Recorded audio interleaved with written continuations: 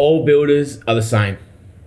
How often do we hear that? Oh, it doesn't matter who builds the house. They're all following the same building code, so it should be the same. But what clients don't understand is that most of the decisions that go into a construction project around the most important things are all the parts that the client doesn't see on the outside of the finished product. It's the intricacies on how you batten your walls out, or how you waterproof behind your block work, or why you run a pan flashing from your skylights all the way up to the ridge line instead of just flashing around the skylights. What do we call this information?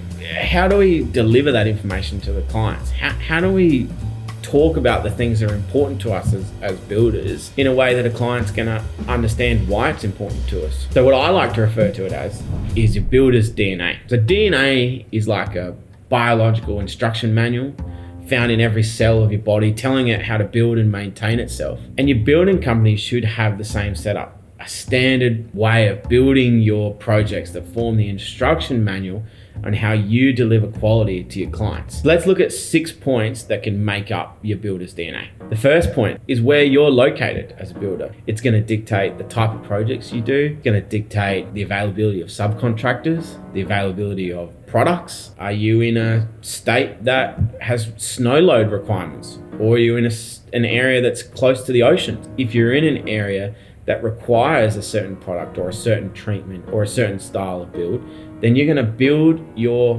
quality around that point. Second point that goes into your builder's DNA is how you've set your company up. There are builders who like to have a lot of laborers or carpenters on their own books because it means they can control their own quality. It means that they can have their own team members go there and handle certain projects, certain tasks. But then we have other builders who might like to keep a lot of the work on site subcontracted, which means that their team is going to be set up slightly differently, and you might have more supervisors or more foremen than you do actual laborers on site. And what that means is your admin needs to be really strong because you've got to manage lots of other companies that are working for you as well. How you run your projects also comes into your builder's DNA because it helps you dictate how many projects per year you can do, how much admin cost you need to have inside your business because of how many staff you've got on compared to how many subcontract companies you use. Third point is knowing your target market.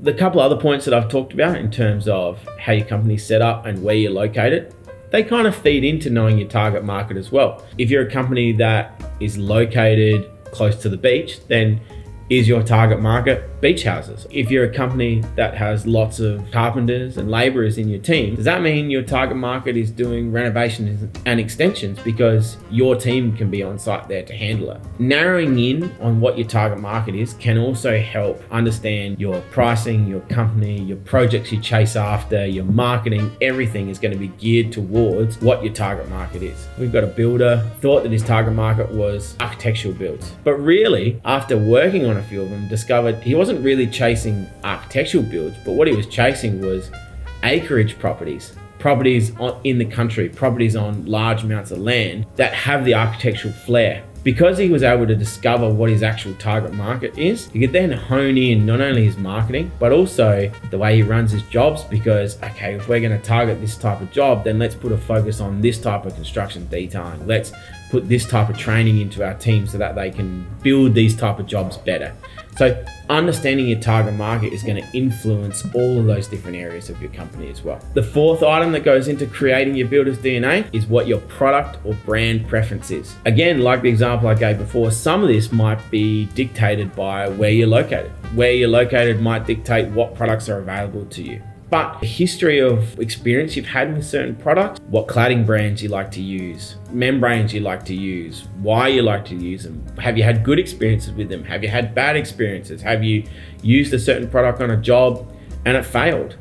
Have you used a certain product on a job and it took way longer to install than what you thought it was going to? All these different things are going to go into deciding what your brand or product preference is going to be.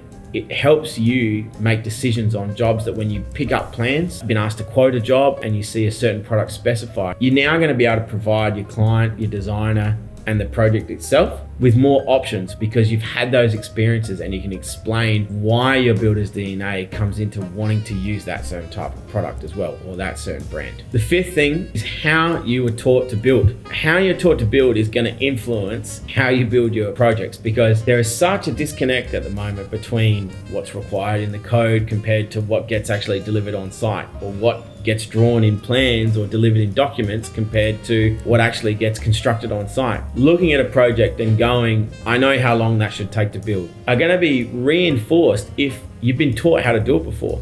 If you're a builder that, when you were doing your apprenticeship as a carpenter, you worked for a builder who installed his own roofing, it makes sense for you and your building company, and part of your builder's DNA is to install your own roofing. If you're a builder that's never done roofing before, why would your builder's DNA be to do your own roofing? You'd be getting a roofer in because you know that they're going to do it well and you're going to be able to trust them doing it. Same thing with the negative effects. We don't use this product because my old boss used this product and it always failed, so we use this product instead. All of those things, your history of where you've come from as a builder, from a tradie, from a carpenter, building up to your own building company, they're going to influence your builder's DNA because it's what's deeply ingrained in you from how you were taught to build. And the sixth thing is construction methodology. What I mean by construction methodology is not just things like, oh, we like to build with cladding, or we like to batten our cladding walls out.